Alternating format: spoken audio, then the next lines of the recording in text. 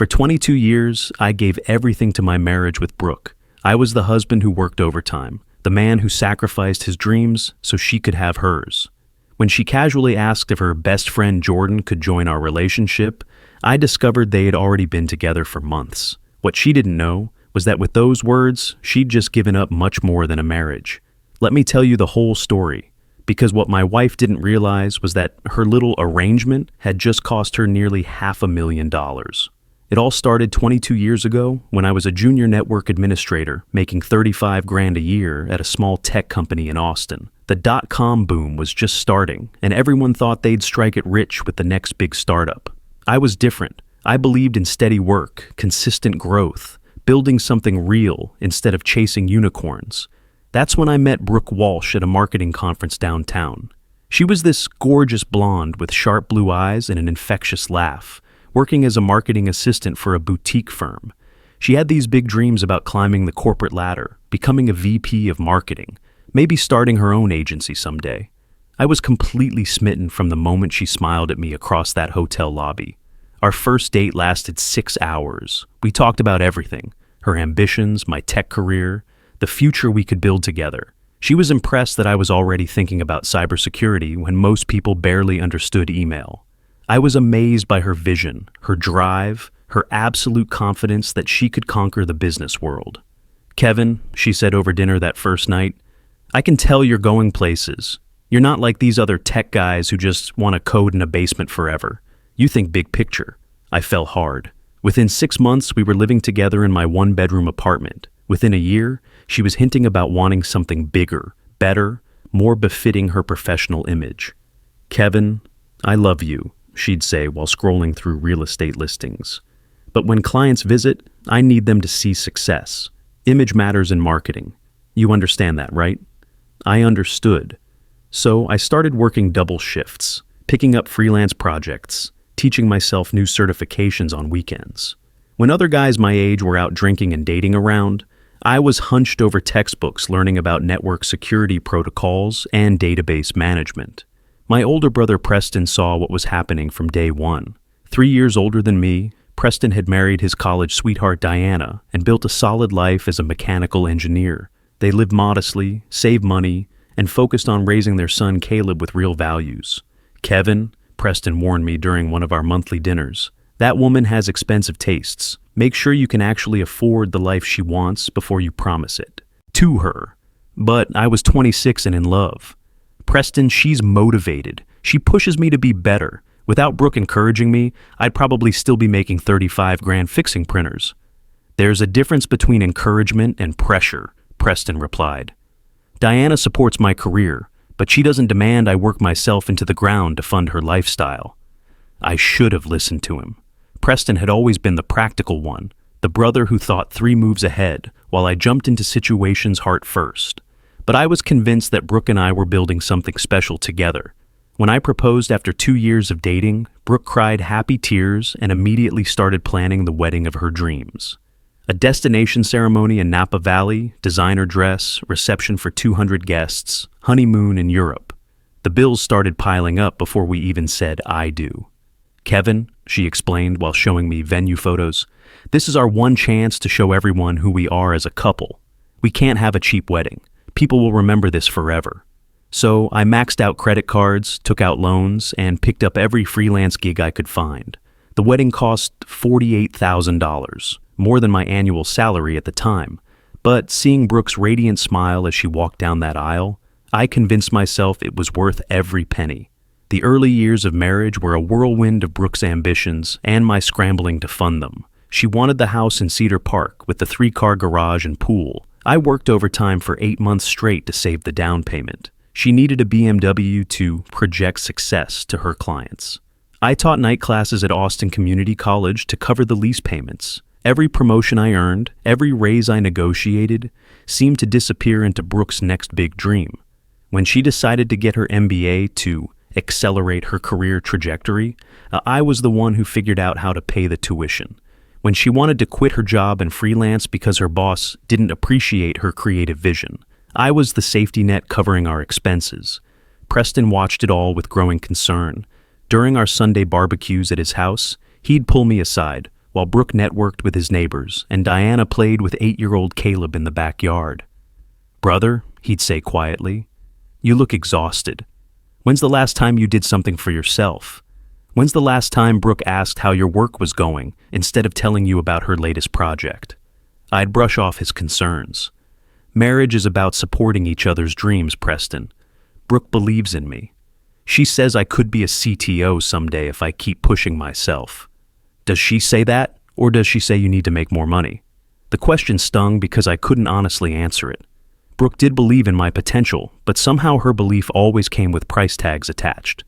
The bigger house we needed for entertaining clients, the European vacation that would broaden our cultural horizons, the kitchen renovation that would make our home worthy of hosting important business dinners. Meanwhile, young Caleb would always greet me with genuine enthusiasm. "Uncle Kevin, did you bring your laptop? Can you show me more about coding?" He was fascinated by technology, asking thoughtful questions about how networks worked, why security mattered, how websites got built. Unlike the adults around him who saw technology as a tool for making money, Caleb appreciated the elegance of solving problems through logic and creativity. "Your nephew's got a good head on his shoulders," I told Preston one afternoon after spending an hour teaching Caleb basic HTML. "He gets that from his uncle," Preston replied with a smile. "You're a better influence on that boy than you realize, Kevin. He talks about you all week after these visits." Those moments with Caleb reminded me why I'd fallen in love with technology in the first place. It wasn't about the money or status. It was about building systems that actually worked, solving real problems, creating order from chaos. Sometimes I wondered if I'd lost sight of that passion while chasing Brooke's vision of success. By year 10 of our marriage, I'd climbed from junior network admin to senior cybersecurity specialist at a rapidly growing tech firm. Austin's economy was booming, and skilled IT professionals were in high demand. My salary had nearly tripled, but somehow we never seemed to have any money left over. Every raise disappeared into Brooke's latest investment in our future. "Kevin, you don't understand how business networking works," she'd explain, while charging another expensive dinner on our credit card. "I can't show up to industry events looking like I shop at Target. People judge you in the first 30 seconds. If I don't look successful, they won't believe I am successful."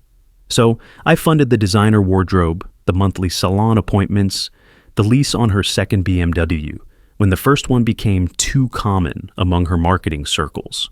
I told myself this was temporary, that once Brooke established herself in the industry, she'd start contributing more to our finances instead of just consuming them.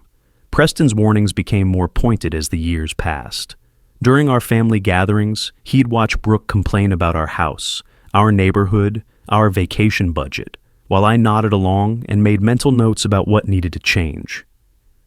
"Kevin," Preston said, after one particularly painful dinner where Brooke had spent 20 minutes explaining why we needed a kitchen renovation, "normal wives don't catalog their husbands' inadequacies in public.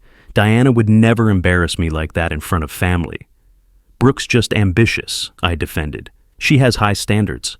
"High standards for you, low standards for herself," Preston shot back. "What exactly? Does she contribute to this marriage besides a wish list?" That question haunted me because I couldn't find a good answer.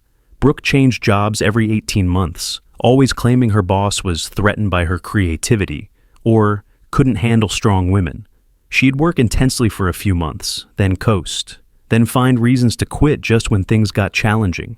Meanwhile, I was pulling 70-hour weeks, managing network security for 1,500 employees, taking emergency calls at all hours. My home office became my refuge. At least there, surrounded by servers and monitors, I could focus on problems that had logical solutions. Network security made sense. Identify threats, build defenses, monitor constantly, adapt quickly. If only marriage worked the same way. Caleb, now 15, spent more time at our house during school breaks. He'd gravitated toward technology like his uncle, building his own computers and teaching himself programming languages. Unlike his peers who saw coding as a path to easy money, Caleb approached it with genuine curiosity. "Uncle Kevin," he said one summer afternoon while we debugged a Python script together, "how do you know when someone's trying to hack your system? I showed him intrusion detection logs, explained how unusual network patterns revealed malicious activity. The key is knowing what normal looks like, Caleb. Once you understand baseline behavior, anomalies become obvious. That's like people too, isn't it? He observed with 15-year-old wisdom. If someone starts acting weird, usually there's a reason. Smart kid. Smarter than his uncle, apparently. Because I was completely blind to the changes in my own wife's behavior. The cracks started showing around year 18. Brooke began staying late for client dinners and industry networking events. She'd come home after midnight, slightly drunk, smelling like expensive cologne that definitely wasn't mine. Her phone, which used to sit casually on kitchen counters, suddenly required a passcode and never left her sight. When I suggested we needed to talk about our relationship, she laughed it off. Kevin, you're being paranoid. I'm building my career. This is what ambitious people do. We network, we build relationships, we create opportunities. Some of us can't just hide behind computer screens all day. Hide behind computer screens. As if maintaining cybersecurity for a major corporation was playing video games in my basement. The distance between us grew wider. We'd sit at dinner in silence, Brooke scrolling through her phone while I tried to make conversation about work, current events, anything. When I'd ask about her day, she'd give me brief summaries that revealed nothing. Met with potential clients, discussed strategy, explored new opportunities. Everything was vague, sanitized, carefully edited for my consumption. Then came Jordan Mills. Jordan first appeared in Brooke's stories about 6 months before I met him in person. He was this amazing new account executive at her latest marketing firm, someone who really understood her vision and appreciated her innovative approach. According to Brooke, Jordan came from money, old Austin family with real estate investments and business connections throughout the city. Jordan thinks I'm wasting my talent in corporate marketing, Brooke announced one evening over dinner. He says someone with my skills should be running her own consultancy, not answering to small-minded managers. That's interesting advice from someone who barely knows you, I replied, earning a sharp look. Jordan's been mentoring me for months, Kevin. He understands the industry better than anyone I've ever worked with. His family owns commercial real estate all over Austin. He has connections I could never make on my own. Connections, resources, opportunities. Brooke's 3 favorite words when describing anything or anyone new in her life. Over the following weeks, Jordan's name appeared in every conversation. Jordan thought this. Jordan suggested that. Jordan invited us to his company's yacht party next month. Jordan, until I started wondering if my wife had any thoughts that didn't originate from her new mentor. You should meet him, Brooke suggested one Friday evening. I think you'd really like Jordan. He's smart, successful, and he's interested in meeting the husband of his favorite colleague. Favorite colleague. Right? I agreed to host a barbecue the following Saturday, partly out of curiosity, and partly because Preston had been asking to meet this Jordan character who'd become such an important figure in Brooke's professional life. The moment Jordan Mills walked into our backyard, I knew Preston had been right to be suspicious. Jordan was everything I wasn't. Tall, perfectly styled, wearing casual clothes that probably cost more than my monthly car payment. He had that entitled rich boy confidence, the kind that comes from never worrying about money or consequences. Kevin, he said, offering me a handshake that managed to be both firm and dismissive. Finally meeting the tech wizard Brooke's always talking about. She says you're some kind of cybersecurity guru. Some kind of guru, like my 20 years of experience were a hobby I'd picked up on weekends. I manage network security for about 3,000 employees, I replied. Nothing too exotic. That's fantastic. You know, I've been thinking about the intersection of marketing and cybersecurity. There are probably ways you could optimize your career trajectory if you thought outside the traditional corporate box. Optimize my career trajectory. This guy had known me for 30 seconds and was already offering life advice. Preston appeared at my shoulder like a protective older brother, sizing up Jordan with the careful attention of someone who'd spent decades evaluating people's character through their actions rather than their words. Preston Walsh, my brother introduced himself. Kevin's told me a lot about you. All good things, I hope. Jordan laughed, but something in Preston's expression made his smile falter slightly. Throughout the afternoon, I watched Jordan work the party like a political candidate. He had opinions about everything. the Austin real estate market, the future of digital marketing, the best restaurants downtown that most people haven't discovered yet. He name-dropped constantly, casually mentioning clients and connections and social events that positioned him at the center of Austin's business elite. But what bothered me most was how he looked at Brooke, not like a colleague or mentor, but like a man who had already decided what he wanted and was just waiting for the right moment to take it. Preston pulled me aside while Jordan was explaining to our neighbors why their investment portfolio needed diversification. "That guy's trouble, Kevin," my brother said quietly. "He looks at your wife like she's already his." "You think I'm being paranoid?"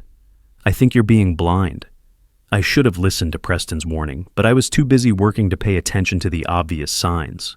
My promotion to IT director came with even more responsibilities, managing cybersecurity for our entire Austin campus, overseeing a team of 12 specialists, staying current with emerging threats that could cripple our operations overnight.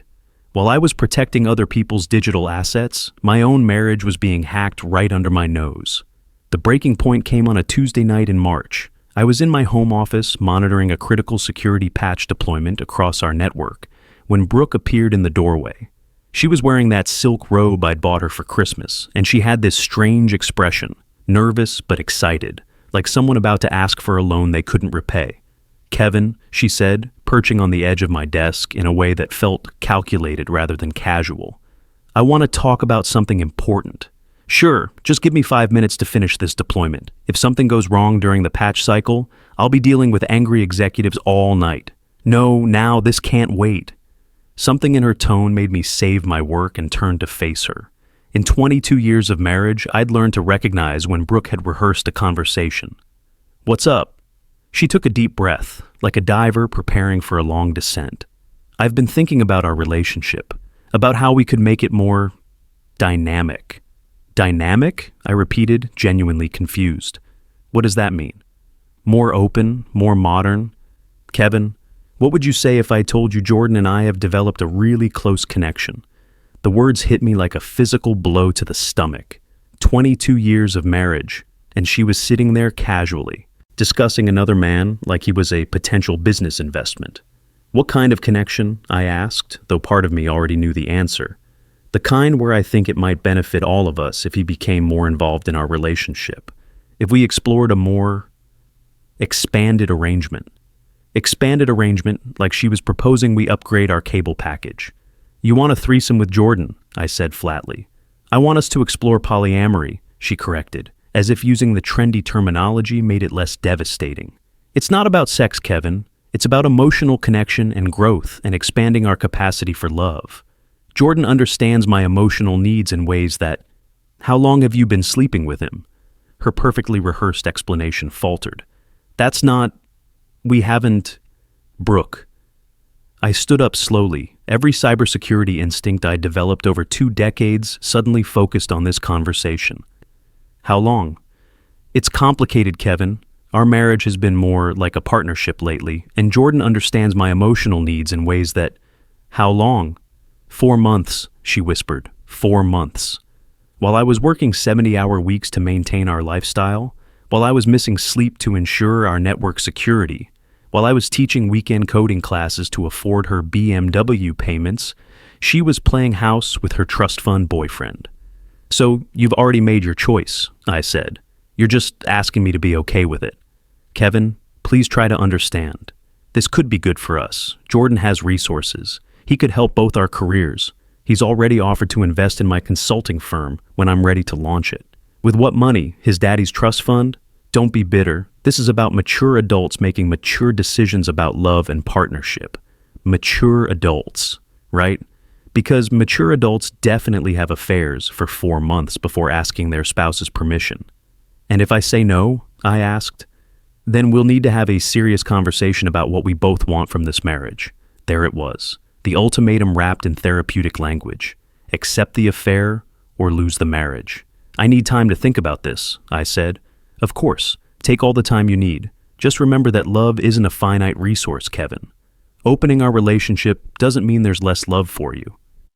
After Brooke went to bed, I sat in my office staring at my monitors, feeling like someone had just told me the laws of physics had changed.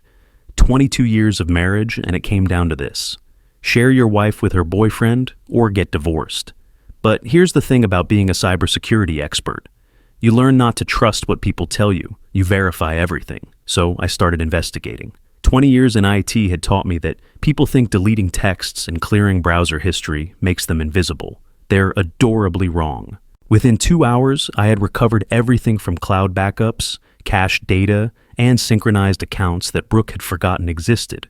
Text message logs going back 6 months, email threads they thought were private, hotel receipts charged to credit cards I paid for, photos they'd taken together, including some in my own house while I was working late at the office.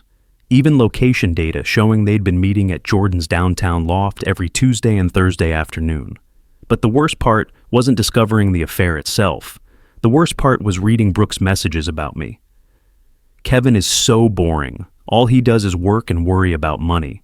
Jordan, you're everything Kevin isn't. Sophisticated, cultured, ambitious. Sometimes I think I only stay because the lifestyle is comfortable. Kevin would never understand what real passion feels like. And the final knife twist. Once I get my consulting firm established with your help, I won't need Kevin's income anymore. Then I can make my real choice. Her real choice. As if our 22-year marriage was just a placeholder until something better came along. I printed everything.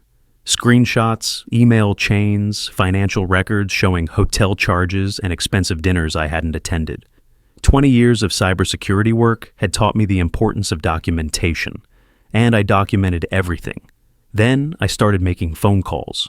"Preston," I said when my brother answered at 11:30 that night, "I need to see you tomorrow and bring the name of that lawyer friend of yours."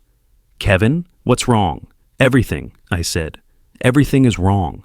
The next morning, I drove to Preston's house and laid out the evidence like a prosecutor presenting a case. Preston's face grew darker with each screenshot, each recovered text message, each hotel receipt. "That son of a bitch," he said when I finished. "And she had the nerve to ask your permission after the fact? She called it polyamory, made it sound like personal growth. She's been cheating for 4 months and wants you to finance her boyfriend's investment in her future. Kevin, this isn't polyamory, this is theft." Caleb, now 20 and home from college for spring break, walked into the kitchen during our conversation. He took one look at the printed evidence spread across the table and understood immediately. "Uncle Kevin," he said quietly, "I'm sorry. I always thought Aunt Brooke was difficult, but this is just cruel." That's when something crystallized in my mind. Caleb, barely out of his teens, had more emotional intelligence and basic decency than my wife of 22 years. This kid understood loyalty, respect, and family values that Brooke had never bothered to learn. But here's what neither Brooke nor Jordan knew about my financial situation. While they saw me as the boring provider husband who worked too much and worried about money, I'd been quietly building wealth for over 2 decades. When my grandmother passed away 10 years earlier, she'd left me a trust fund that I'd never mentioned to Brooke. $50,000 that I'd immediately invested in Austin real estate just as the tech boom was taking off. Those properties had tripled in value. Stock options from my company had been vesting for years, accumulating into a substantial portfolio. I owned 3 rental properties in rapidly gentrifying neighborhoods that generated steady passive income.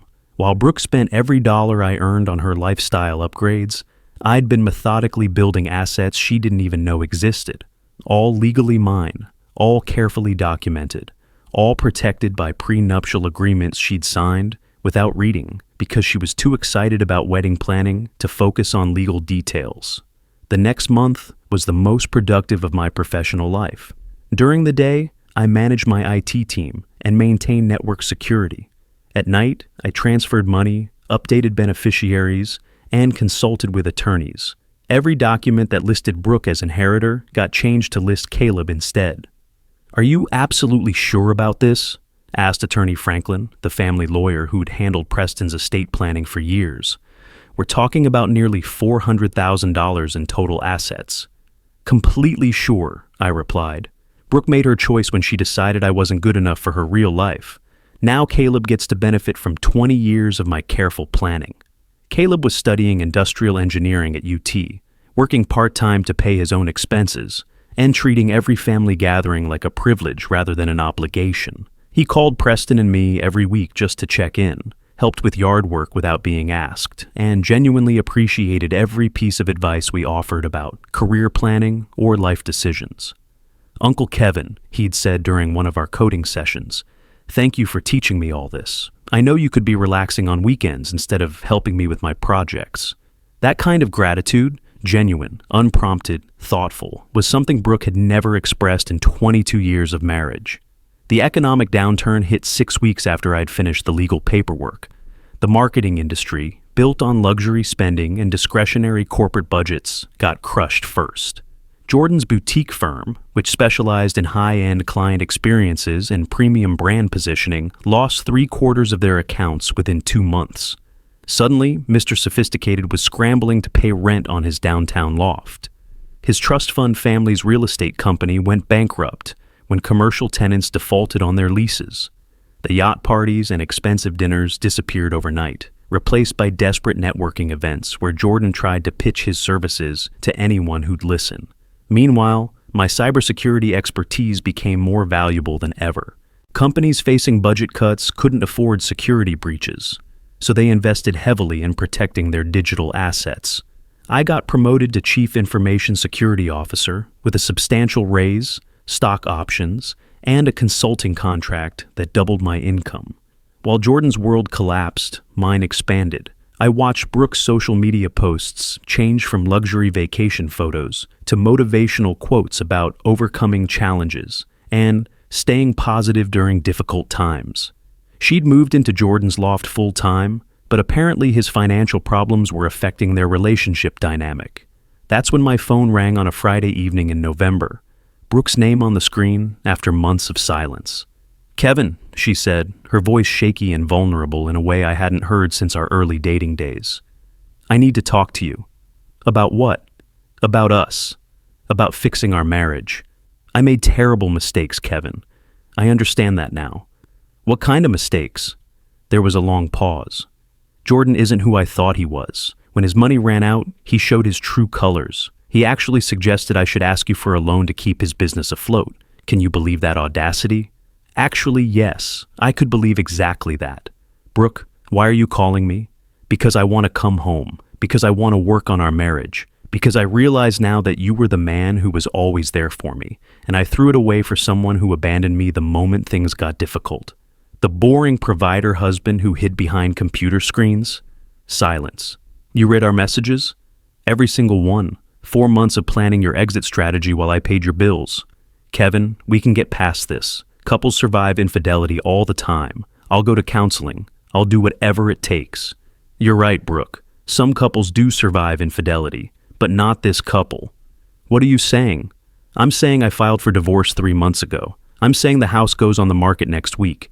I'm saying you can keep whatever's in our joint checking account, but everything else belongs to my family now." "Your family? Kevin, I'm your family." "No, Brooke. Family doesn't spend 4 months planning to leave and then come crawling back when their backup plan fails. Family doesn't ask permission to cheat after they've already been cheating." "Kevin, please. I know I hurt you, but I'll make it right." "Do you want to know what family looks like, Brooke? Family is Caleb calling me every Sunday to check how I'm doing. Family is Preston warning me about problems I'm too blind to see.